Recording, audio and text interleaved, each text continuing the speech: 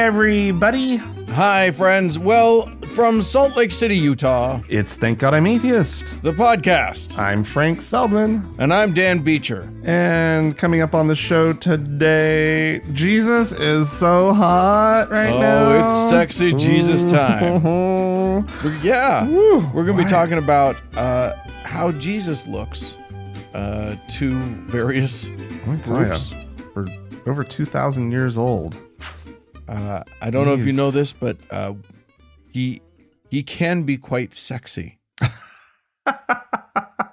Wow. Yeah, so we're going to be talking about that. Why would people want Jesus to be, believers? Why would they want a distractingly attractive Jesus? I don't get it. Anyway. Well, you know what? I'll bet that some of our listeners will have some input about that after we've talked about it. Yeah. Anyway, stay to the end of the show because that's going to be a fun conversation. All right. Well, Dan, Yes? a city in Germany, Cologne by name, Köln? has a new source of noise pollution. Oh, no. Yes, it's true. One of the most prominent mosques in the city is now allowed to sound a public call to prayer, and they have done so. Oh, goody. Yes, as everybody knows, throughout the Muslim world, mosques are allowed to do this like 5 times a day, right? Yeah, I think so. And including like before sunup. And it's like some guy on a loudspeaker singing the opening song from The Lion King into a thing. I'm pretty sure is what it is. Yeah, exactly. Very loudly.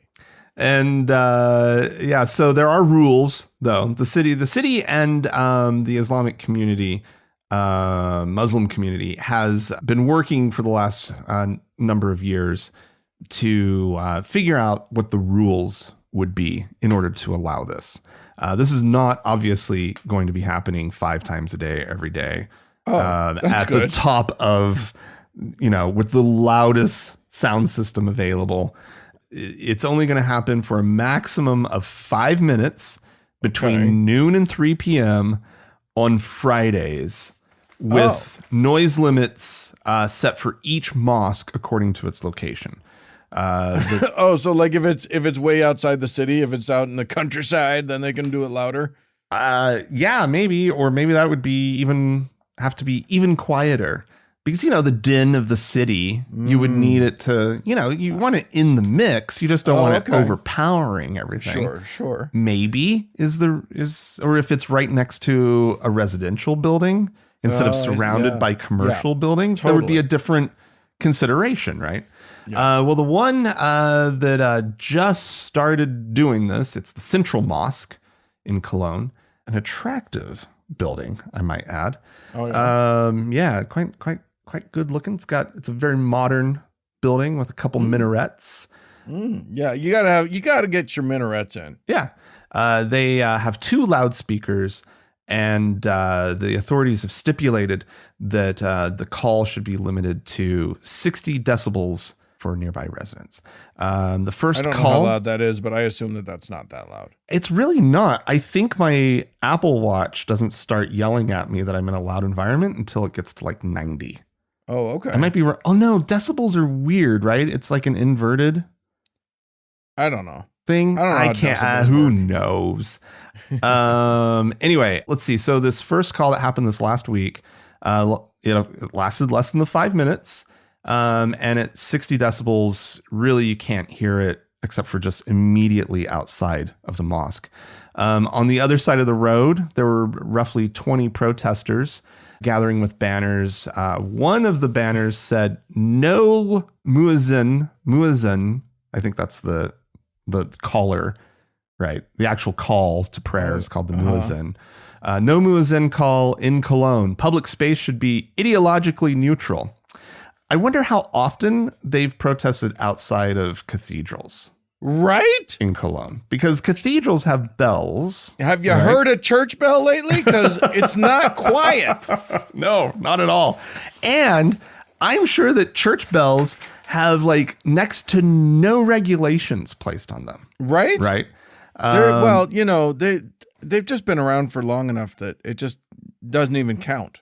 It's just part of the auditory landscape of Europe. It sounds like Europe, right? Yeah. Like if you're in a town in Europe and you hear church bells, it's like, they're ringing the bells, right? It's so charming. Yeah. You hear a call to prayer and you're like, oh my God. I find that charming too. I wouldn't want it in my country. neighborhood. I wouldn't want either of them in my neighborhood. I'll tell you what I can't stand. There are multiple churches in Salt Lake City and all over our country that church bells sound where no church bells exist. Oh. They have fucking loudspeakers and they just play recorded church bells. Isn't that just the worst? Look, you either spring for bells or you shut the fuck up. Well, I mean, couldn't you say the same for this muezzin call that like it hasn't been able to be amplified until fairly recently? Like put a guy up on the tower, have him scream at the top of his lungs. Yeah. And have him sing his song. Yeah. It's great. And I like that idea. I don't know. I wouldn't want it. I wouldn't want to live in a place where, 5 times a day there was a blah, blah, blah. But one time a week for less than 5 minutes, somebody's hollering. That's fine. No, Dan. Like instead of like fighting for like, well, I mean, I get why they're fighting for inclusion, but groups should be fighting to shut this all down by bells and, people screaming. Yeah, I mean, it should all just be shut down. If anybody's protesting that the public square should be what was it? Ideologically neutral. Neutral? Yeah. Yeah. You're going to lose your bells. Yeah. You can't have it both ways. Right. And so like I don't know, like I do find bells charming, but where there are Christian bells in this world, let me tell you, I can't speak to Germany, but in Italy, where I lived for a couple years, they ring those fuckers whenever they want. Mm-hmm. And it's for long as they want, as loudly as they want. Well, it's as loud as a bell can be, I guess. And see, that's the thing about your amplified bells. They could be loud. Dan. Yeah. You could go for some big fuckers. Well, non-amplified bells, you don't need to amplify. I went to the bell tower of St. Paul's Cathedral in London. Yeah. And actually witnessed a full ringing of the bells. And they were bragging about how, for such and such coronation, they did 12 hours of bell ringing or whatever. Golly. And I was like, that is no brag. This is just cacophony. Yeah. They swore up and down. They were all looking at sheet music for this thing. They swore up and down that they were doing something in a particular order. Oh, that's hysterical. Really? That's bullshit. It was just noise. Well, I have heard those before where it's like ding, ding, ding, ding, ding, ding, ding, ding, ding, ding, ding. Like it does like a little thing. And then like, but there's it starts that way. Yeah. But like literally it descends into madness. They're promising that they're doing something like specific. It doesn't matter if they are, because it's indiscernible from just noise. Yeah, it could be the Happy Days theme song for all you know. That I would appreciate. Ding, ding, ding, ding, ding, ding, ding. It makes the bells worthwhile. Ding, ding, ding, ding, ding, ding. Ding a ding, ding a ding. Boom, boom, boom, boom. All right. Let's stop that before we get sued. All right. I'm going to take us to New Orleans in Louisiana, where there have been, just like in many parts of our country and the world, the Catholic Church has been in trouble. There have been big lawsuits about, child sex abuse. Mm-hmm. And the diocese is in the middle of a big court battle, and everything's they're trying to figure out how this all shakes out. In the meantime, one of the lawyers who was representing some of the victims in the diocese and who was also on some sort of committee to sort of prosecute the whole thing, read, in some of the documents that a guy, what he found out was that one of the guys who had an accusation against him and had basically admitted to it in the church's own investigation. And basically what he admitted to was that he was in his 30s. This was back in the late 80s, early 90s. And he was in his 30s, and he worked at a school where he met a 17-year-old girl who was a senior at that school. And he did what they do. He groped her, not violently. He groomed her to into thinking that it was a relationship or whatever. But you can't have a relationship with an underage person. Anyway, the church themselves eventually found out about this. She didn't approach them until much later, when she was a mother and realized that same fucking priest was working at a school again. And so she approached them and just let them know, and he kind of copped to it. And then they had an internal trial where they found out that since she was 17, which is over their age of consent, because their age of consent was 16. I don't know how that works. The Catholics apparently have their own age of adulthood or whatever. Oh, okay. They decided that he was unchaste, which is against their rules, but that it wasn't child abuse because they didn't consider her a child. Oh, okay. Anyway, cool. This lawyer found out about it because he's looking at all these documents. Now these documents are sealed, they're classified or whatever. So he couldn't go and spill the beans about the specifics of it. But he's one of these. He found out that this priest was still working in schools. Jesus Christ. He did what anyone who's a decent human would do, and went to the school and said, "Hey, you got to check this guy out." And then apparently he went to a reporter and didn't say anything about like what he was talking about, just said, "Hey, keep an eye on this dude." And the reporter dug around, eventually found the, because by the way, the school immediately, like suddenly the guy up and retired.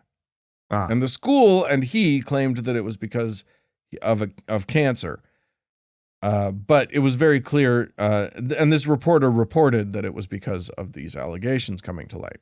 Right. Well, eventually that got tracked back to this lawyer who did, the right thing in protecting children. And then the lawyer got in deep trouble with the judge. Oh, God. And got kicked off of the thing, as well as some of his associates got kicked out of the committee, the claimants committee, and then also he was fined $400,000. Oh, Jesus. Meanwhile, no real consequences for this for this priest, other than he retired, quote unquote, retired early. Yeah, he's fine. Oh, that's sick. Damn. It's just absurd. He's appealing. The lawyer's appealing. Yeah, I hope that his appeal is successful. But it's just our country's priorities are maybe a little bit fucked up. And whose else's priorities are fucked up? The Catholic Church, who very gloatingly responded by saying that the wisdom of the judge's ruling speaks for itself. How about the wisdom of you guys continually allowing... protecting these guys. Not just protecting them, putting other children into their harm's way. Yeah. Continually. All the time. Always plugging these guys right back into these schools, giving them access to kids again and again and again. It's almost like it's what it's really about. Yeah. It gets harder and harder to not believe that. Yeah. Oh, my God. Yeah. Oh, Dan. I'd like to take us down to Provo, Utah. Ah, beautiful Provo.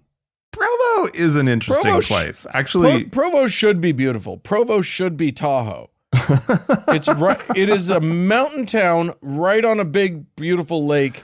And instead of becoming like the resort town that it should be, what they turned it into was an industrial town. They polluted the shit out of the lake, and nothing's it's just ugly and stupid. You don't look at the lake; you look at the mountains that are right there. Yeah. I mean, that is the stunning thing about Provo is that the mountains just sort of start like and they're in the middle of the city and just they're huge and stunning. It is. Anyway, but it's also the home. It's all those things that we just said, but it's also the home of Brigham Young University, which is owned by the Church of Jesus Christ of Latter-day Saints, the Mormons. And they had a bunch of students take part this week in a nationwide protest, a nationwide walkout supporting the LGBTQ students and protesting against the Title IX exemptions that religious schools have. Interesting. Yeah. So they had a bunch. They had a really good showing, considering that it was Provo and BYU. Yeah. But I do have to say they had about 100 students, which I think that's a decent showing. It pretty much at any number of other, schools, protests with 100 students. That's nothing to scoff at all. I mean, it's a school of like what 30,000 students, but still, yes, damn.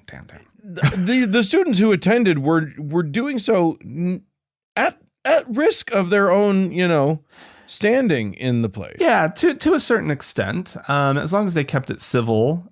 Being a gay person at BYU is not going to get you kicked out anymore. So it's not like they're sort of by maybe outing themselves publicly, which not everybody there was also gay. That's the other thing.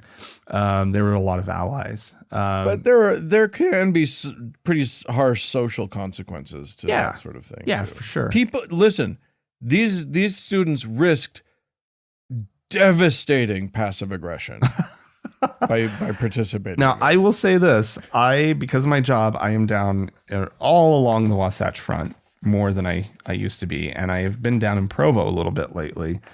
And that neighborhood just south of campus, which is where so many students live when they're living off campus, I saw rainbow flags in a couple windows. Right. And I wasn't really looking for them, and I didn't drive around extensively. So, I mean, that, 5-10 years ago would have been completely unheard of, right? Like, you would have been the most radical weirdo outcast before. And now I have a feeling it puts you into a group that maybe is not the mainstream, right? But that you have peers, you have others who feel the same way and are also students and whatnot. But the young people, these young people, it's crazy. They like the gays. They don't care about that. But they were just south of campus. Police showed up to make sure that they were not on campus property, and they did cordon off traffic in the area. Okay. And the protesters were dressed in rainbow colored clothes and holding signs, and they had different, they had pride flags and so forth and so on. Like, it was I looked at pictures and watched a little video, and it was a proper protest. I mean, very Mormon looking, lots of blonde, very fair people. But that's who's there, Good for them. Yeah. Good for them. And I think it's amazing. And the LDS Church has a serious issue on their hands. Oh, yeah. That they've got to fucking figure it out. And they're not. The problem is that the people in charge are always like ancient men. Yeah. Who are never going to be okay It's just this is a problem that is going to shred that church. And yes, and good. Like, yeah, as far as gross churches with gross cultures are concerned, yeah, it's a good thing that they're being eviscerated. But yeah, anyway. Speaking of churches, the Satanic Temple is in the news again. Oh, good. They did something horrible, you guys. I don't know if you're ready for this. They tried to donate money to schools. Oh, those horrible people. Fucking bastards, am I right? They had an event. This was in Pennsylvania somewhere. In the Northern York County School District. They had an event at a school for which they paid, the fee and everything. The school's not allowed to discriminate. They had a fundraiser event. It was just a fun thing. I love the Satanic Temple because they work very hard to do utterly innocuous things that they know will piss people off like so badly. Right. They don't have to try to piss you off. No. Or piss off these other groups, right? No, it's not no like effort needed. They just have to show up. They're not doing a black mass with, big candles and scary symbols and whatever. I mean, they did threaten to put a Baphomet on the state capitol grounds and whatnot, which is pretty scary. But this was just like they had arts and crafts and science experiments and like refreshments. And it was basically a fun family event. Right. That they had at this school where they raised a little bit of money. Not a lot of money, a little bit of money. And they wanted to donate it. So it was like under $600. Okay. So they contacted the school board and they were just like, hey, we're going to buy a bunch of school supplies and donate them. What do they need? What is needed? And oh no, the response that they got from Kirkpatrick, what's his name? Steve Kirkpatrick, the superintendent of schools there. Jesus. The response was, Ms. Everett, I guess that's the person who reached out. I respectfully decline your offer of a direct donation to the school district and suggest that you instead send your donation to New Hope Ministries or another local service, social service organization. No. Send your satanic money to a Christian group. Right. Yeah. Fucking dicks. Like any school in these United States, granted the wealthiest country in the world, but we don't give any of it to schools. Right. Like any school can afford to turn down anything. They're literally what are they going to do? They're going to curse the crayons before you get them. Is that what you're worried about? Be just a box of black crayons only. Just all black. With some black construction paper and... Oh my God. You can't even see the art. Ugh. It's all black. Curse you, Satanists. Yeah. So anyway, they turned it down. That's so dicks. And they are probably risking litigation at this point. Wow. But I mean, there's no indication that the Satanic Temple is going to sue about this. But it's just so absurd. Yeah. It is yeah. When your fears of the devil are so scary that you won't accept money from good-natured people who are fucking with you. All right, fine. Well, maybe they're starting to see through. Maybe they're starting to understand the ways in which they're being fucked with by the Satanic Temple. Right. And so actually just refusing it, that was their best move, right? Because if they had taken it, then they give the Satanic Temple opportunity to say publicly, right, we've donated all these supplies. Yeah, but right? by denying they made headlines. Correct. But the opposite would have caused chaos in the community as people didn't want their kids having access to the satanic crayons, right? Well, actually, Fox 43 News in wherever it is, in Harrisburg or whatever Pennsylvania town, Fox 43 quoted several local people who thought that it would be great if they accepted the donation. Oh, all right. They did quote one person who was grumpy about it, but I'm sure. Yeah. Well, who knew? Fox is pro Satan. All right, Dan. Also, I also have a school story. Okay. School related story. This time in Dearborn, Michigan, where there's just this issue about LGBTQ plus books in school libraries, right? And it keeps ruffling people's feathers, traditionally Christians. But in this case, Dan, it's Muslim parents. Uh-oh. Because dun, dun, dun. You may or may not know this. Dearborn, the population in Dearborn is roughly 47% Arab American.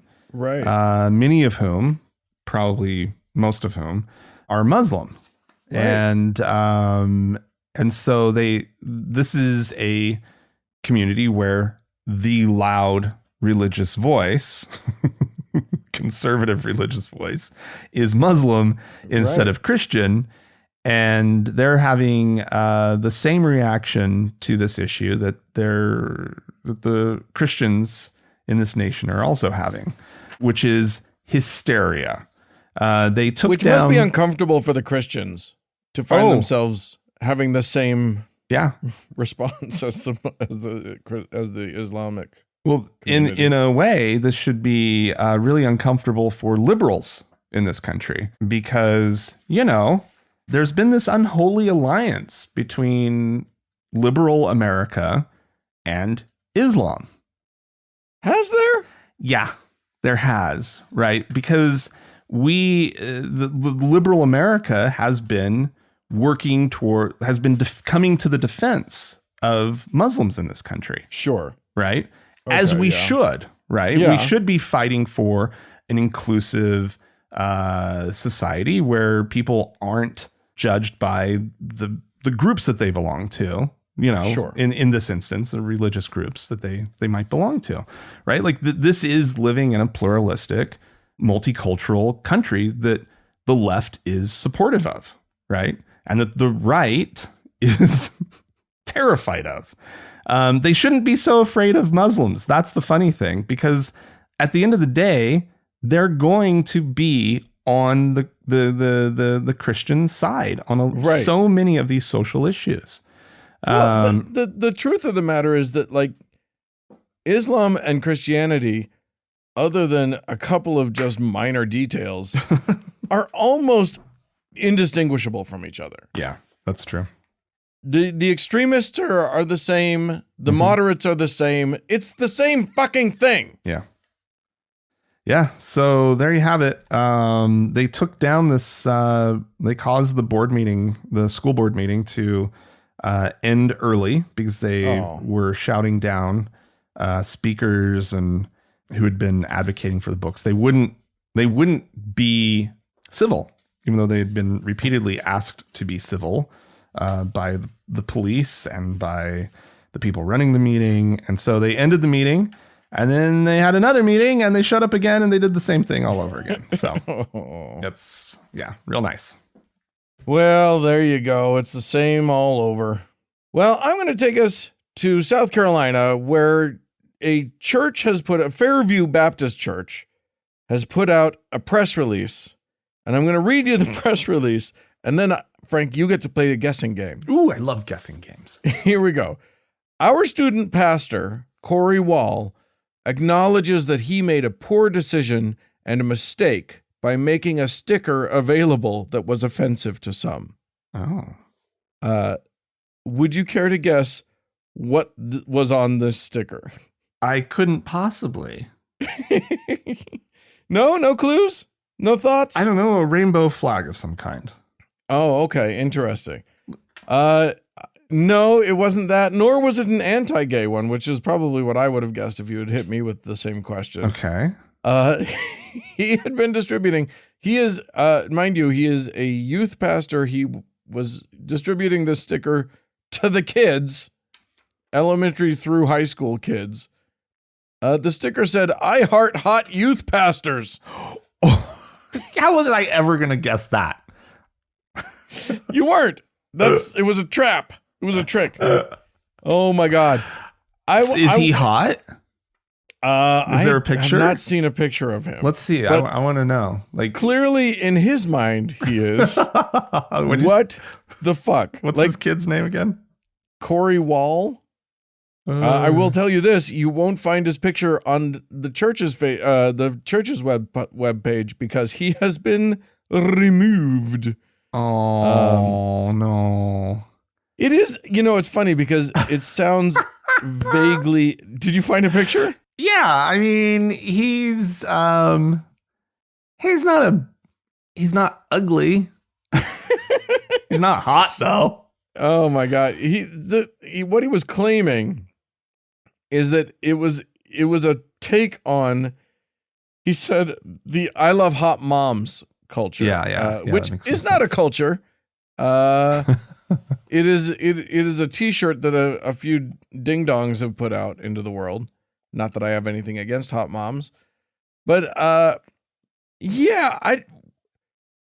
struggle to understand what the fuck he could be thinking on this, because what you really want to do when you're pastoring with kids, is get them thinking about your sexual virility. Right. You know what I mean? That's really where you want the kids to be. Oh my God. Just such a weird, like, I heart hot youth pastors. In what world is that a thing? I mean, he probably hearted some hot youth pastors. Oh, that's it. Right. That's the one. And that's what got him into being a youth pastor. Cause he was Matter of fact, yeah, exactly. Yeah. He had a hot youth pastor that he was just enamored of. And he was like, I'm going to be like him. Yeah. Hot youth pastor meat. And it didn't even have to be in a gay way. Just in sort of that, he knew he was hot. Yeah. He wanted to be like him. Maybe. Or maybe it wasn't a gay way. It doesn't really matter. The fact is, this was a bad idea for a sticker. And hey, God bless that church. At least they actually took it seriously and, took steps about it. Yeah, he should have done I heart hot Bible stories. Right? Yeah. Or I heart, as we'll talk about later, hot Jesus. That's what yes. Anything but but distributing to children. Listen, if you are a teacher and you go to and you distribute a I heart hot teachers, that's also wrong. Oh yeah. No, there's no way that you can distribute a I heart hot blank sticker as that person. Kids. Oh yeah. And if you are that person, you especially can't do that. I heart hot school janitors. There you go. I think that works great. He's just handing out the sticker to the kids. Never in a million years is that okay. That said, go to thankgodimatheist.com and get your I Heart Hot Podcasters merch coming at you soon. You have exactly 3 days to get that up, Dan. It's not going to happen. But if someone wants to create an image, maybe we'll make a temporary shirt for it. Anyway, if you do decide you're going to create an image of an I Heart Hot Podcasters shirt or sticker, please send it in to us at podcast@thankgodimatheist.com. Or call and leave us a voicemail message. Tell us about it. Telephone number is 424-666-8442. Stick around. We have more show coming up.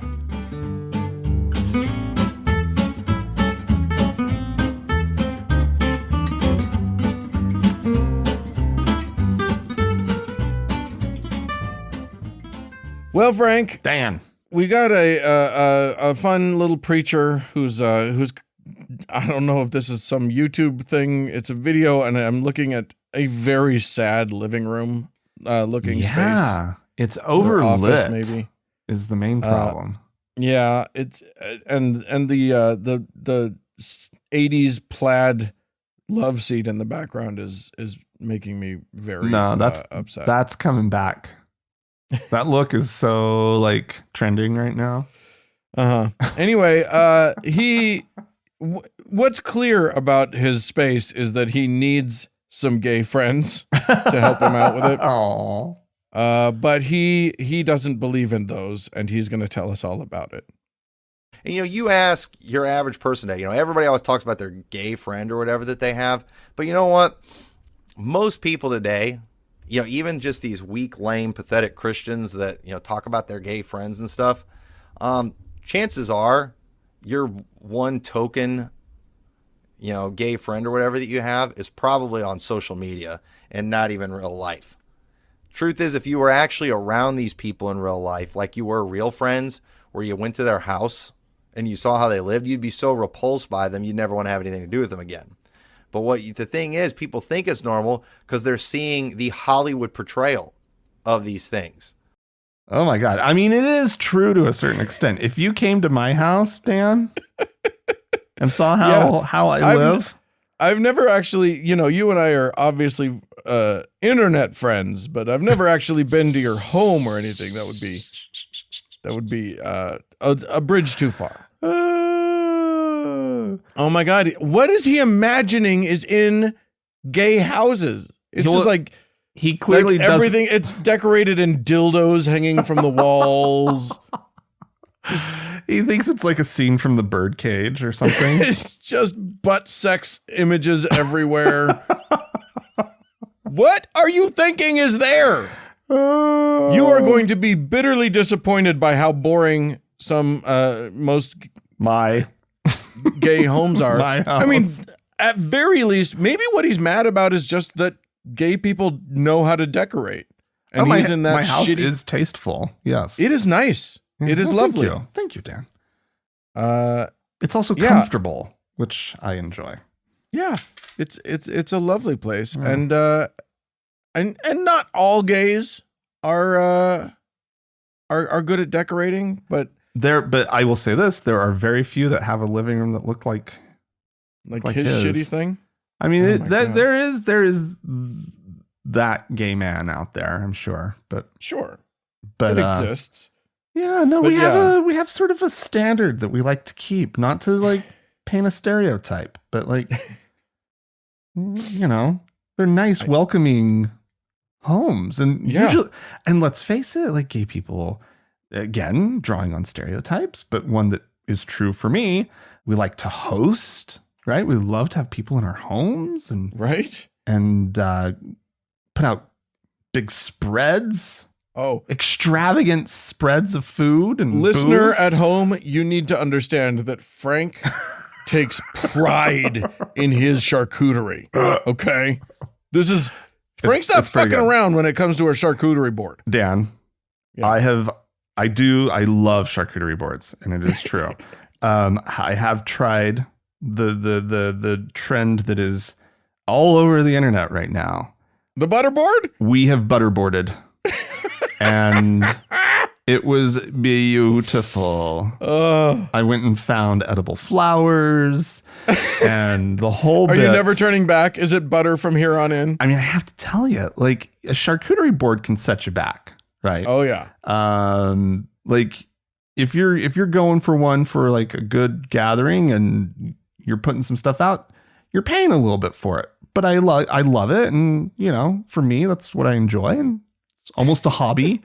Butterboard is like such a crowd pleaser, and you literally just warmed some butter up to room temperature, smeared it around a board, and sprinkled some honey and some edible flowers on it, and bought some like good crunchy bread.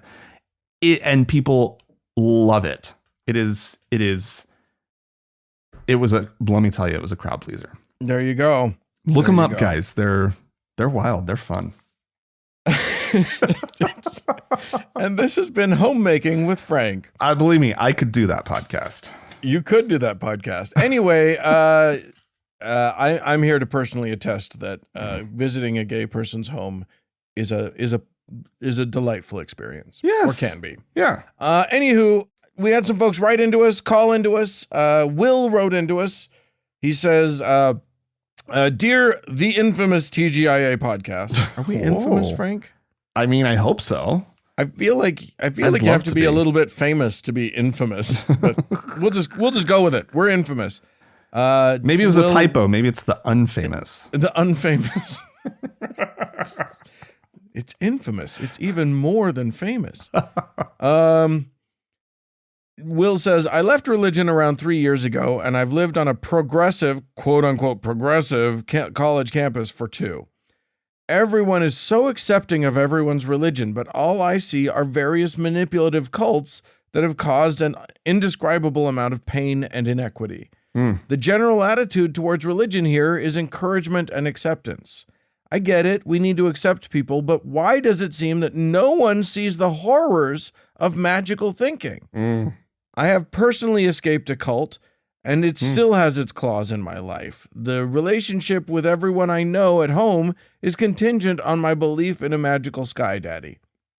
The pressures to comply and the various manipulation techniques are overtly present. No one has a problem with condemning a cult. Why do most, even the non-religious, seem to meet religion with encouragement at best and apathy at worst? I think that's an interesting point. There's very little. I mean, the cults are problematic because they can cause normal-ish people to do very extreme, very scary things. Right. And it can be incredibly damaging. Right. As opposed to larger, more mainstream religions that are only very damaging.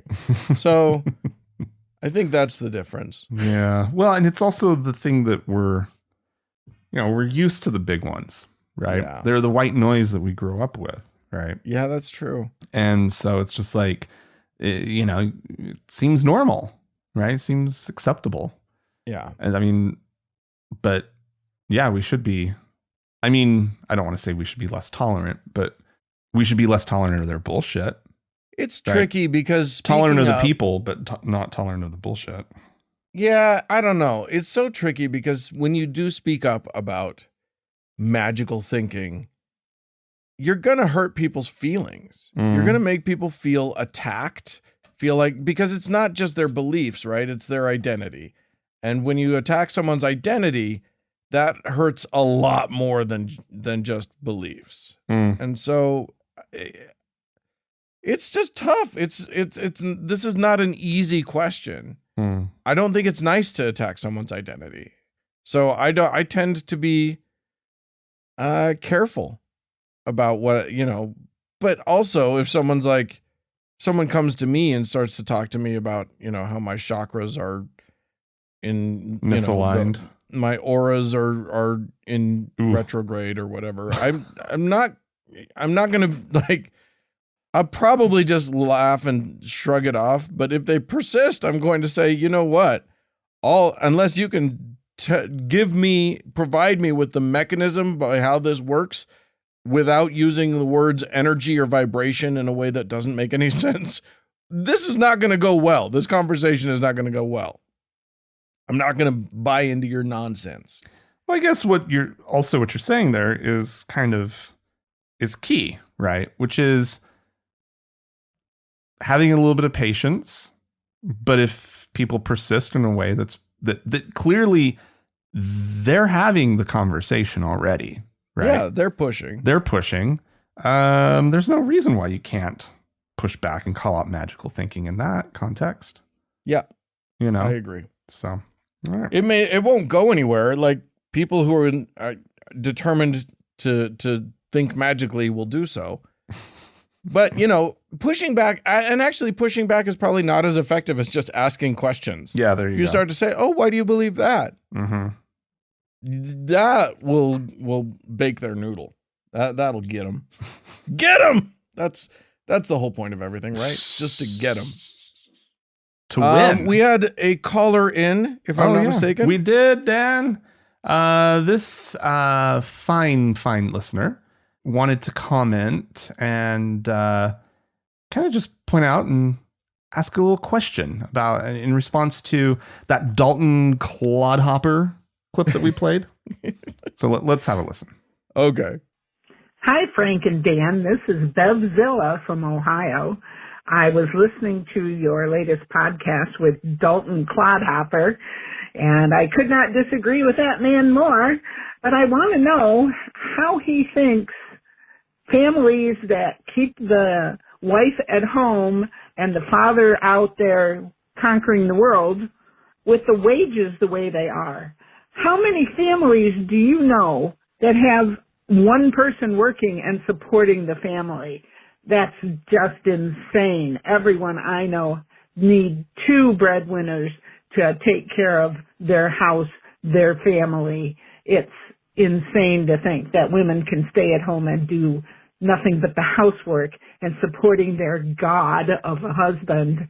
The finances just don't work that way.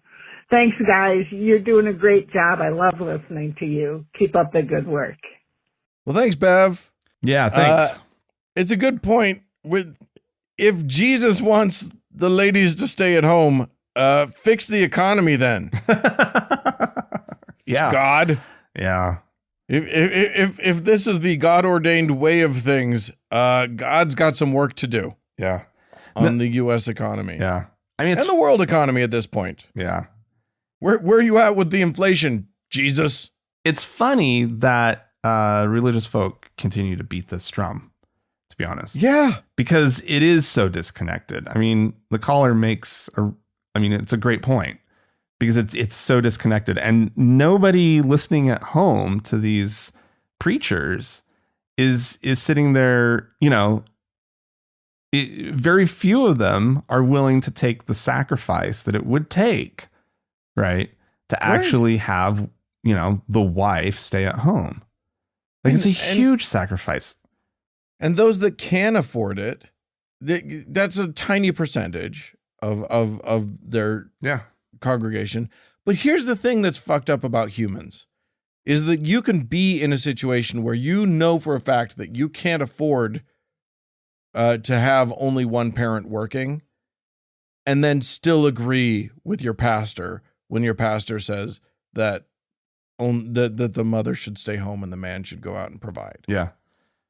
You can know that that's not possible for you and still agree that you're doing it wrong in some way. Yeah. Or just ignore that part and move on. Right. Right. Yeah. Well, times are tough all over, but that doesn't mean that you can't donate to us if you want to. Just as Aaron has, Aaron is we have a new donor over on PayPal. Aaron is now a teacher in our Aaronic priesthood. It was named after him. Well done. So congratulations on your new magic powers. They mean nothing. Well done. And we have one other person to thank, if I'm not mistaken. We do indeed, Dan. Our top donor, our Lord and Savior, Davis. More show coming up.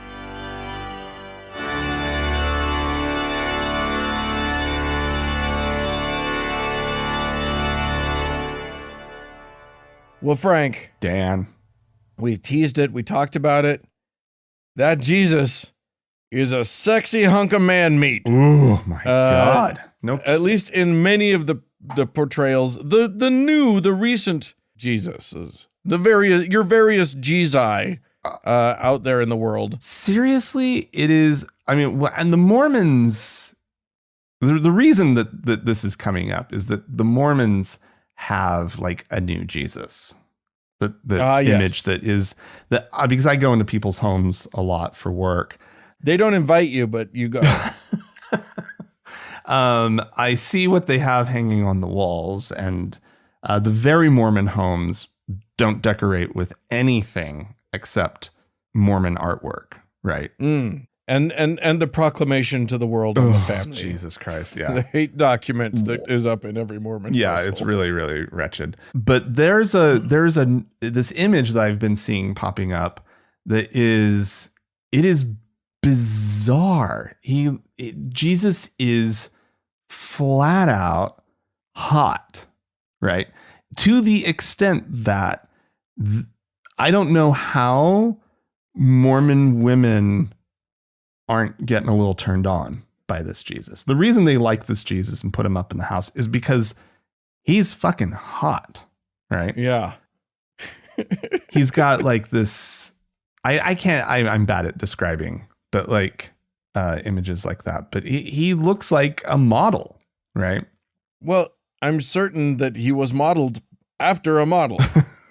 But he's got like, he looks like he just came back from surfing on, Sure. He's tan and long, like flowy hair, but that's also like that underneath those robes, he is ripped. Oh, this Jesus is super ripped.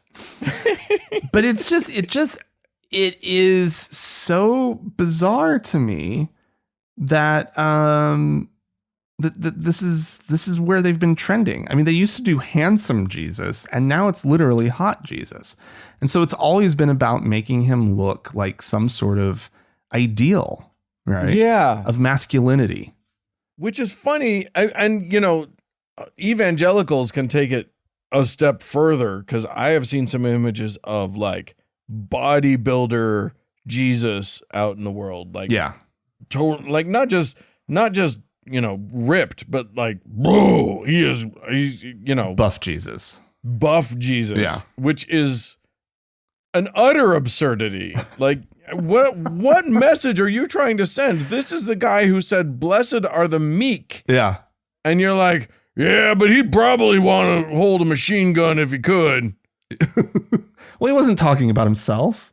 Right? He said, you who are meek are blessed. However, also, blessed are the guys who really hit the gym a lot, for they are the CrossFitters. It's just so funny that is the image, because you and I were talking earlier, and we were talking about art through the ages, depictions of Jesus going back to, the Renaissance period and even before and after. Catholic Jesus was not like meant to be hot. No, he was a pitiable, like pathetic figure in so many representations. Like you think about because so often, it's focused on Jesus's death, right? Right. Which was gruesome and horrible. And so they really, they get in those waters and they really splash about, right? And and so it's like this body that's like limp and broken hanging on a cross, or I think of like skinny and mangled and the Pietà, where like the Madonna is sort of holding, the post-crucified Jesus.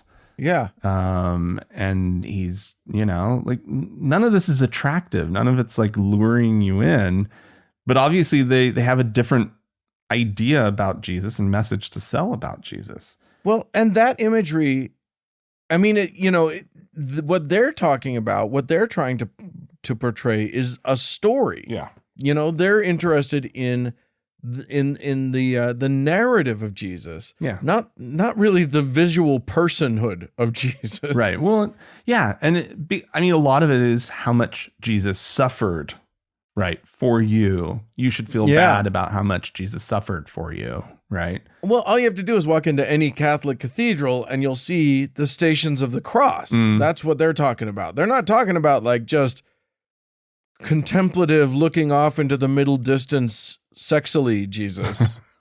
They're talking about like carrying the cross, and be, crown of thorns Jesus. Yeah. Because that's the story. Yeah. And all of the religions focus way too much on the murder and way too little on the message of Jesus Christ. But there you go. it's just such a weird contrast to think about beautiful, handsome, sexy Jesus. And obviously, it goes without saying, very white, very European Jesus. Yes. It's ridiculous. But yeah, this sexy Euro Jesus as opposed to images of, say, other world religion leaders like the Buddha. Oh. Who is depicted in many different ways, but I would say that I have never seen an image of the Buddha that seemed to be focused on how handsome he was. Sexy Buddha? I'm looking it up right now. Maybe we there's sexy Buddha. We're Googling sexy Buddha now? Uh-oh. Safe search is off, everyone. Yeah, beware. Oh, gross. One of the first images that came up is Donald Trump in the Buddha. Like, first of all, we all know Donald can't do lotus position. So what are we talking about? Gross. But yeah, I mean, what you usually see with the Buddha is a guy, often a chubby, cute, just happy. That is one peaceful person. Yeah, that is a representation. Yeah, a common one. There is more the I don't know. It might be different strands of Buddhism, right? Sure. Because I'm thinking like not Tibetan. Anyway, in different Asian countries, it seems like there obviously are different representations of the Buddha. Right. And one of them, and then this springing immediately to mind, is not chubby Buddha. No, nor are we also fat shaming here, right? Like not Buddha at all. can be whatever size Buddha wants to be. Well, and sexy can be whatever size sexy is going to be. Exactly. But what I'm saying is that I've never seen an image of the Buddha that has anything to do with being sexiness. sexy. Yeah. I'm saying, yeah, regardless of how he's depicted, it never seems to be focused on like, ooh, yeah, I'll follow your 4 paths or whatever. I mean, yeah. Christianity is just such an obvious mess. It is a hot fucking mess, man. And this is not me saying that Buddhism is somehow like better or whatnot. But Christianity is fucked up. Well, Christianity ways. waves their mess flag a lot prouder than any other religion on earth. At least Islam has the good sense to like, let's not even depict him. Let's just no pictures. Let's just keep it right. We'll just keep it image free. But yeah, boy, Christianity is just like, hell yeah, we're a mess. We're proud of it. Oh God, it's so, some crazy shit. Not so much that Jesus is hot. It's Jesus is a hot mess. That. Also go to thankgodimatheist.com for your Jesus is a hot mess t-shirt. That one we may actually do. I don't know. If you want that, you write into us because that may be kind of fun. But we need some graphic design support. Yeah, guys. somebody do a little bit of graphic design work. Jesus is a hot mess. We'll put it out there. You'll get a free t-shirt if we choose your image. Oh Lord. There you go. Yeah, the need for Jesus to be visually pleasing, is such a silly thing. Like, Jesus can be ugly. His nothing about his message. Like, he probably should be ugly. Just because his message is about see the humanity in each other, or at least the best part of his message is. Right. But see, that's just it. This is how screwed up Christianity is that you can't, it's so hard to stay on message, right? Because Jesus is also perfect, according to Christians. And so if he's perfect, like they just follow this, well, he's perfect being, he must be perfectly hot then, right? Like it doesn't take very many steps to get to the point, well, if he's perfect, then how do we make him look perfect? He has to have perfect abs. right? Yeah. He's got to be a model. He has to have perfect hair. Whatever this era's version of perfection is, whatever Hollywood is peddling to us as beautiful right now, that's what he's got to be. Yeah, exactly. I want Jesus Buscemi. I want someone to come up with a conspiracy theory that the Dan Brown Jesus bloodline leads straight to Steve Buscemi. Like that his whatever the Merovingian bloodline is that is the pure bloodline of Jesus Christ. That's where it goes. That's all I want. Well, we just lost Steve Buscemi as a listener, so no, he knows. Nice. He knows. He knows he's a little weird looking, but he also knows that we all love him. So, yeah. Oh, there you go. You know, and that's great. Jesus should be in the same. He should be confident of. This is what I'm saying. You know, like first of all, he's God for Christ's sake, right? Like, have a little confidence, dude. You don't have to be you don't have to be perfect. Yeah. You can be a little. You can have a character actor's face. You know, yeah, dude. exactly. Yeah, exactly. All right. Well, if you would like to comment on Hot Jesus or any of the things we've talked about in this episode, feel free to write into us, podcast@thankgodimatheist.com. Or call and leave us a voicemail message. The telephone number is 424-666-8442. Yeah, hey, go to the Facebook page, facebook.com/TGIAtheist. Click the like button. And if you'd like to join one of our members-only lounges, you can do so. Go to our website, thankgodimatheist.com/members-only. Thanks so much to the Red Rock Hot Club for the use of their fine music. And thanks to Gordon Johnston for the use of his music. And thanks to all of you for tuning in. We sure do appreciate you. Thanks so much. Bye-bye.